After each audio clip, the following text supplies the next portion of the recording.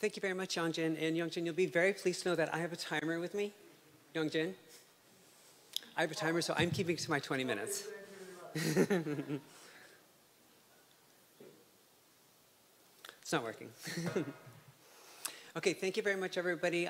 We are honored to be here to participate in this conference with you today. Let's get started. No.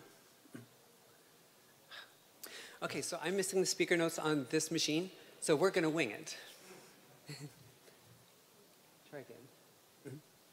Okay, so my name is Erin Bournival. As Youngjin said, I am a distinguished engineer with Dell Technologies in the United States. I have a few different leadership roles. The one that matters to this conversation is convener of SC41 WG3 on foundational IoT architecture. Okay. So there are two words on the slide that are very important. Let's define them to make sure that we are all on the same level. The first is the word architecture.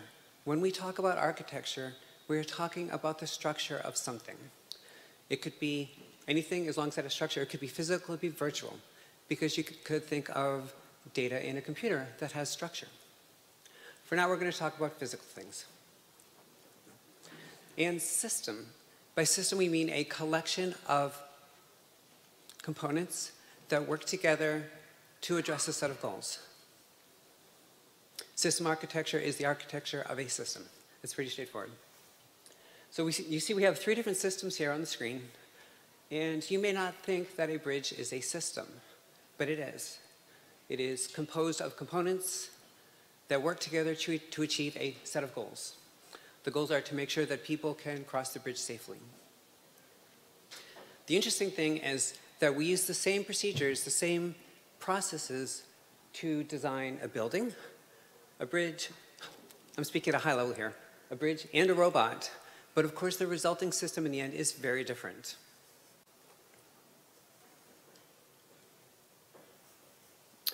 So this is something that we get confused a lot in our work in committee, and I'd love to point it out here. People will often talk about architecture as if it is a document, as if I have an architecture of a particular system. The architecture that you're talking about is actually of the system itself. It is right here. It is inherent in the system. It is part of the system. When you write it down, it becomes a description of that architecture. It is important to distinguish the two because this results in much confusion. We've had many interesting conversations where we have been talking past each other because we didn't understand that difference. So most of this talk is not going to focus on the architecture itself. It's going to be on writing a description.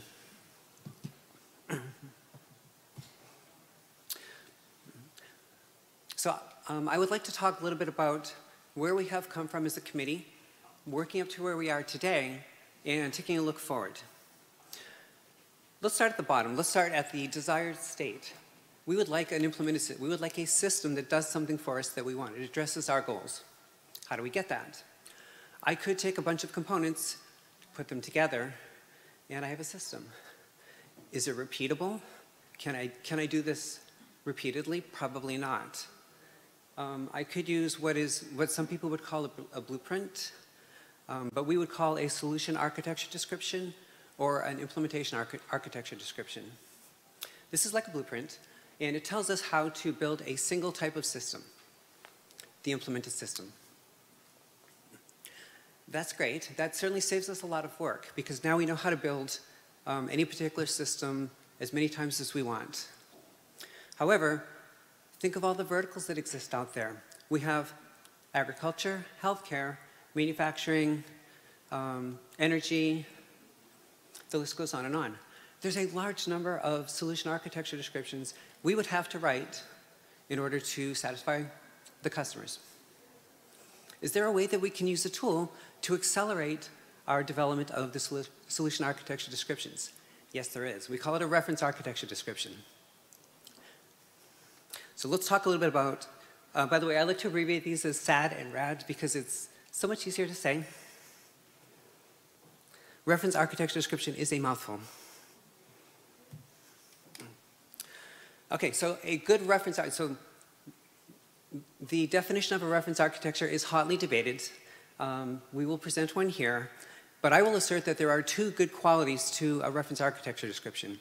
It should educate, guide, constrain your thinking on a particular topic. And number two, you should be able to use it to produce something, like a solution architecture description. If you have a good reference architecture description, it does both of those things. Maybe not equally well, but it covers them both. I'd like to read this from the United States Department of Defense. I will actually read it out loud because I think it's important. Reference architecture is an authoritative source of information about a specific subject area that guides and constrains the instantiations of multiple architectures and solutions. So what do we have here? Oops.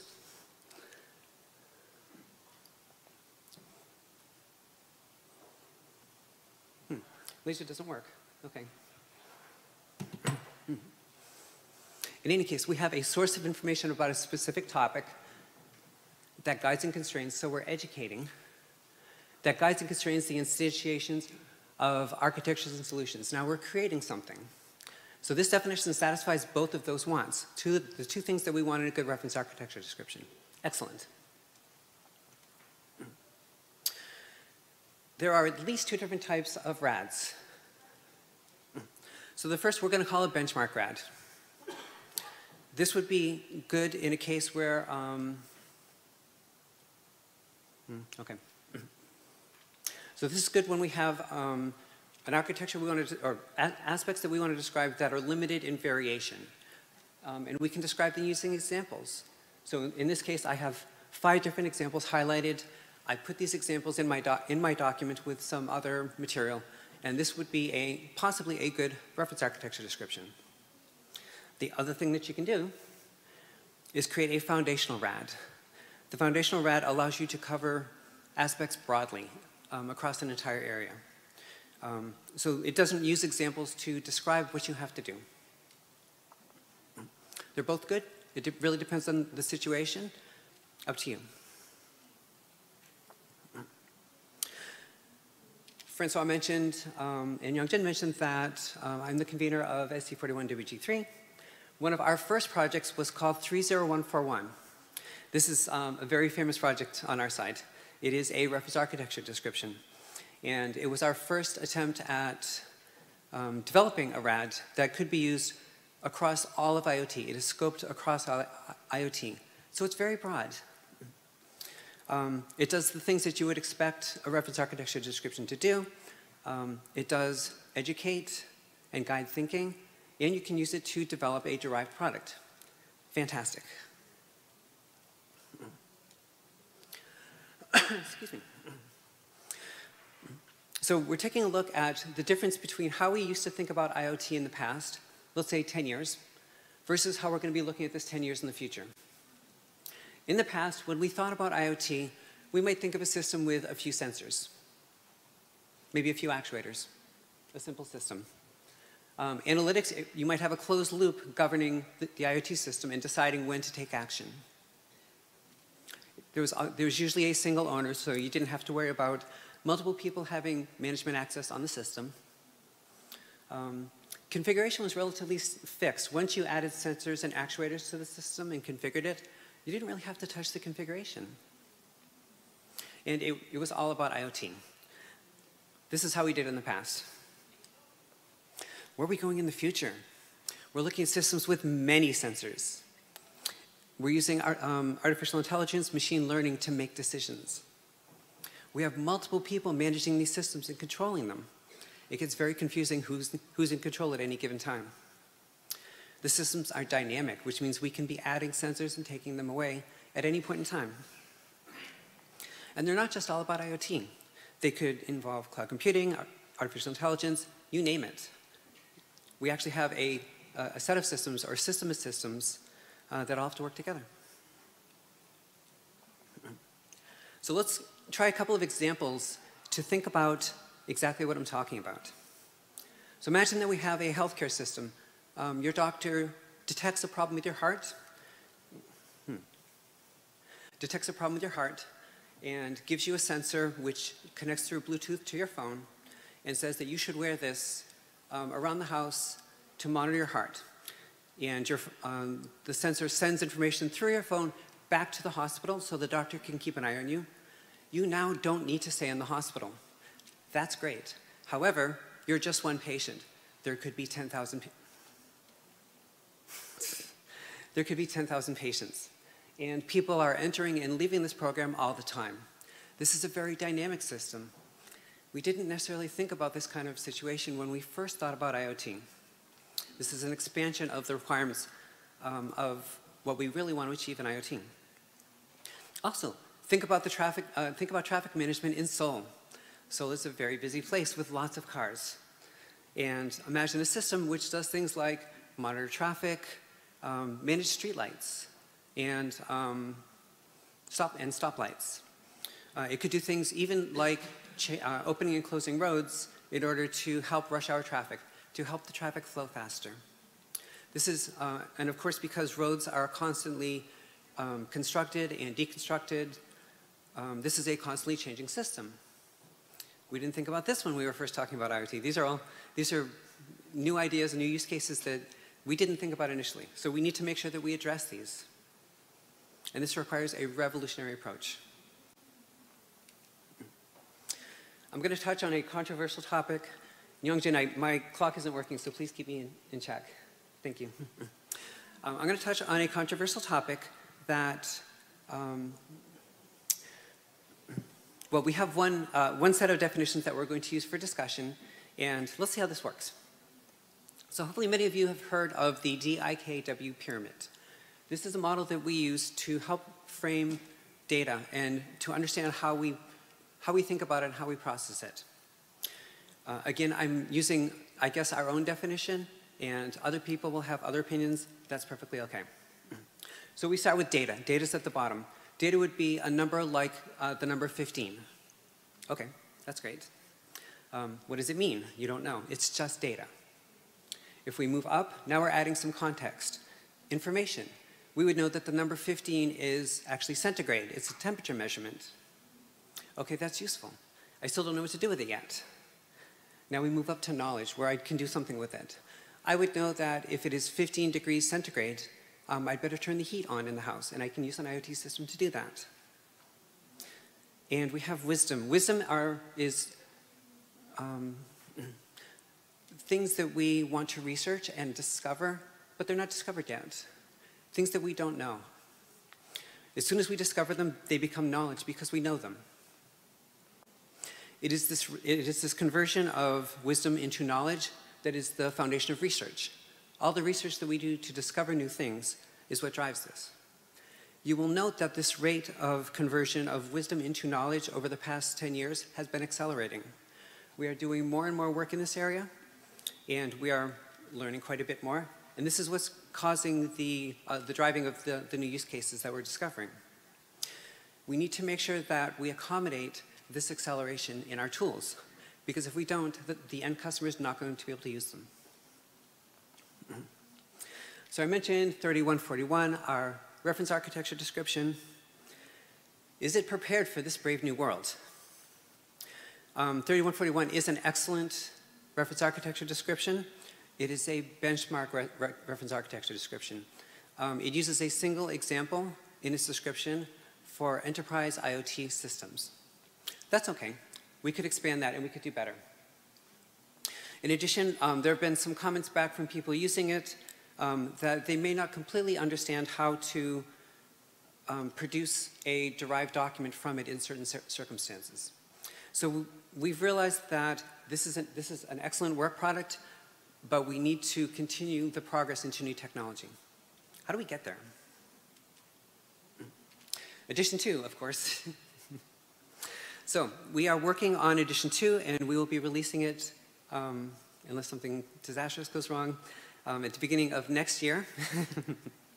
The difference is this is a foundational RAD. It covers IoT very broadly. The important piece is that it is extensible, and I'm going to talk more about this in a minute. This is crucial. There's a full hierarchical structure, which I'm also going to cover in a second. This is really important. All of these facets improve on the original 3141 and make this a tool that we can use to go forward in the future. So earlier I talked about this hierarchy. You'll notice this one's quite a bit bigger. If we start on let me start on the top this time. When you author a document, it's so much easier to write that document using a foundation, using a base. Starting a document from scratch is so hard. What do? We actually have some other documentation. I'm not going to go into them in detail because we will be here all day, I promise. They're called 4210, and there's some AGA documentation, which we can use as a foundation for our documents. It makes it so much easier than having to write something from scratch.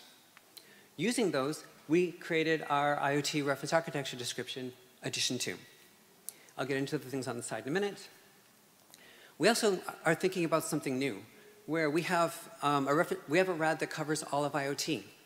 Excellent, but you may not want that.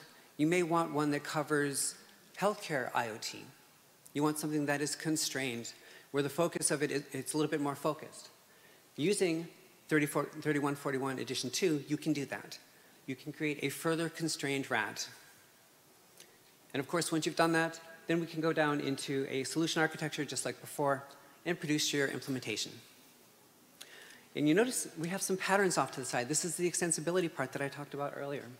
This allows us to expand the architecture description beyond just IoT, because we can't think of everything that is going to come, that is going to be developed or researched in technology in the next 5 years. We could be surprised. This way, this allows us to expand it, and I will cover this. So a pattern is essentially a plug-in module, and it allows you to extend the functionality of 3141. The important point is that it can be authored by anybody. We will be offering a set of patterns for people to use, but you can write your own, and you will want to write your own. We will be providing a template that you can fill out, which helps develop the pattern. So when you get a copy of 3141 edition 2, there's already going to be some patterns available. The two interesting ones here that I'll point out, RAMI 4.0 for manufacturing, and the IoT enterprise system pattern. Do you remember that I mentioned 3141 edition 1 had one example to it, and that was IoT enterprise IoT? We took that example out and made it a pattern. So now you can take advantage of it here. Or not if you don't want to. But wait, there's more. Where do we want to go from here? We want to develop new patterns. We want to work with everybody to develop new patterns. Hi? Okay. So, of course, some of the more interesting ones are artificial intelligence, machine learning. We want to take advantage of these technologies in the systems that we develop. So, what have we learned? We have a good foundation to build upon, but technology is moving out from underneath us.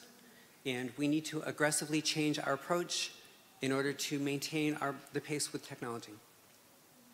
We are working on those tools, and we look forward to working with you on the development of things like patterns. We look forward to seeing the amazing things that you will all create. Thank you.